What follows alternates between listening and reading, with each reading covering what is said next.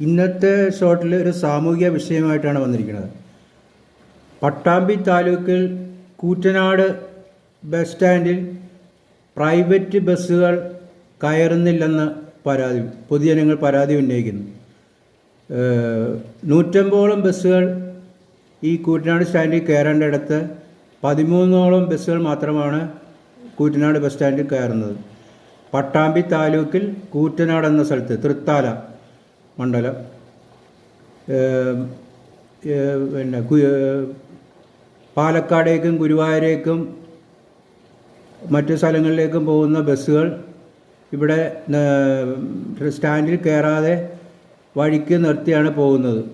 അത് കാരണം സ്കൂൾ വിദ്യാർത്ഥികളും പെൻഷൻ വാങ്ങാനെത്തുന്ന പെൻഷൻ ഓഫീസ്, പഞ്ചായത്ത് ഓഫീസൊക്കെ ഇതിൻ്റെ അടുത്ത് സ്ഥിതി ചെയ്യുന്നു. പെൻഷൻ വാങ്ങാൻ വരുന്നവരും മഴ നനഞ്ഞ് റോഡിൽ നിൽക്കേണ്ട അവസ്ഥയിലാണ്. ബസ് സ്റ്റാൻഡിലേക്ക് ബസ്സുകളൊന്നും തന്നെ വർഷങ്ങളായിട്ട് കയറുന്നില്ല. ഈ സ്ഥിതി തുടർന്നുകൊണ്ടേയിരിക്കുകയാണ്.